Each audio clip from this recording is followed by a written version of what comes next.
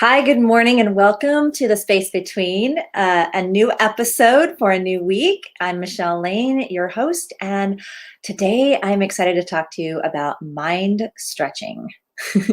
Mind stretching is a concept that I came across in an article in Daily Om magazine. And I wanted to talk about it because it's been such a profound activity in my past in this last couple of years. So let's kind of talk about what that is and where we can create more flexibility in our thinking, create more flexibility between mind and body, and create more flexibility in our actions every single day, and notice what that can lead to, what kind of outcomes that can lead to.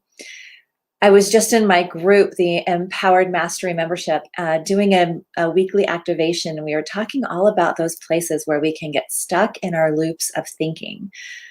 And so this concept of mind flexibility, mind stretching, is a lot like stretching our body. You know, we'll stretch our muscles and we'll move the fascia all in between our muscles, and we know how good that feels when we do that. But we oftentimes don't pay attention to what's possible in our own mind and how good that feels when we can expand and stretch that flexibility window as well. We can oftentimes get trapped in loops of thinking. In this case, beating ourselves up or really being hard on ourselves for this thing that we're striving for, this enoughness, right? That we think is out there somewhere in life. And we perpetuate our thoughts and our actions and our being towards getting there. There's so much so we oftentimes forget to stay right here in the present moment. We're either running from the past of what we didn't want, or we're trying to get there in the future that hasn't even happened yet. And we forget that there's so much space between in the present moment. So much we can be missing, so much we could be overlooking, so much we can be switching just within ourselves to have a different outlook on our day, a different perception, a different perspective on life than what maybe we've just been used to and our mind has automated. If you've been with me at all for any length of time, I love talking about the mind. And once we can understand how the mind operates, there's less propensity for us to beat ourselves up over these thoughts that we didn't think we had control over before. In reality, everything starts with the thought.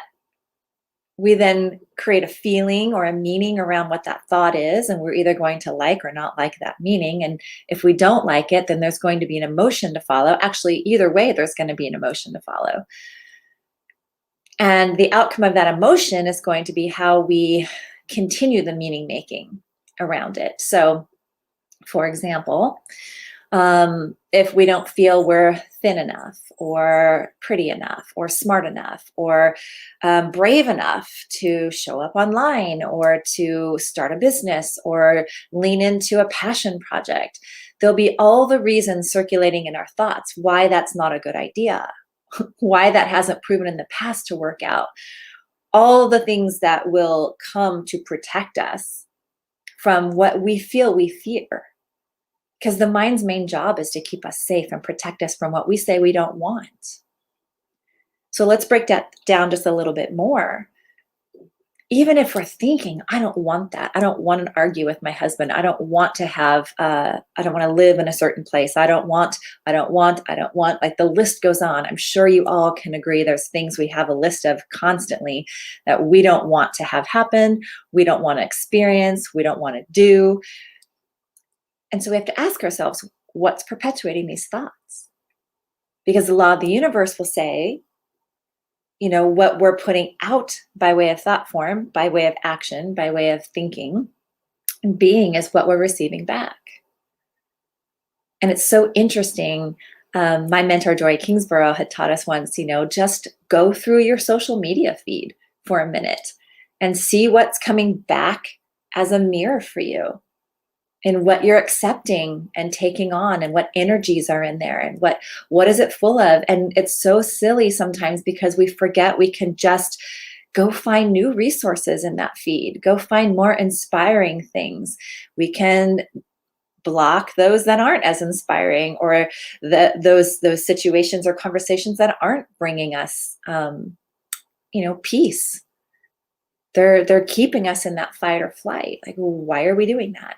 And so the same concept comes to our thoughts, right? When we can bring attention with some flexibility, and maybe we've been thinking in this pattern, then we can open up the space to be a little more flexible in what else is possible. Especially when we have a goal, especially when we have something in our sight, right, that we want to achieve. We can just notice around us as we're achieving that goal. Are we still feeling fulfilled in other areas of our life as well? Are we still feeling fulfilled in our relationships? Are we feeling fulfilled within ourselves? Are we liking ourselves? Are we loving ourselves? And where can we just love ourselves a little bit more? And what does that look like? So even if it's just interrupting the thought in that moment and understanding that it's producing that feeling, that stressed out state, we can make another choice into what would be better for us in this moment. If we've been on social media, who hasn't scrolled, right? We all do this. And you notice that it's just not serving you. Can you just walk away from it and go listen to some music? Or maybe write in your journal, right? And what's cool from this article that I took away was it's asking of us and reminding us, where can we be more flexible in our own daily lives? Where can we find our own patterning and be willing to interrupt it to experience something different? And I love this. I always talk about these examples from my own coaching experience while I was becoming certified. But think about how often our brain automates itself, right? Like, that a chair is a chair, even if there's 100 styles, even if it only had 3 legs, even if it only had somehow 2 legs or 2 sides, you still know it's a chair. So your brain doesn't have to go through the automation or the whole process of deciding what that is and giving it a category and generalizing it. It just knows, it's automated. So then I ask you, how do you brush your teeth every morning? How do you wash your face? What's your routine? And then do you do it the same way, just out of habit, right? And what's it like if you go backwards? What's it like if you start from what you do last and do that first? Or if you're driving to work or school or the grocery store and you always go the same way, what happens if you go the long way around? What happens if you turn a couple extra turns on the way? How does it feel? What does it open up, right? So it's the same kind of idea in how we're thinking about things.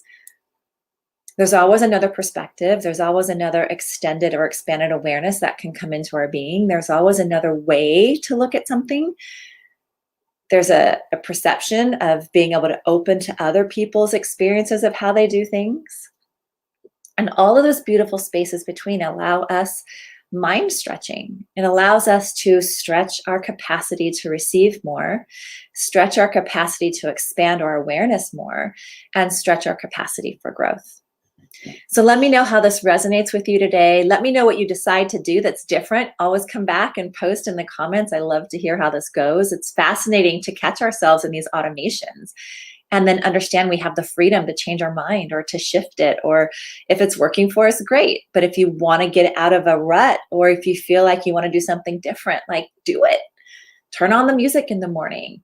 Dance around your house. What is it that you do the same every single day? And then what are the thoughts around that? What feelings does that produce? And what would you rather feel instead? And when you feel into that space, in that joyful, loving, blissful, happy space, what are the actions you're going to need to do that?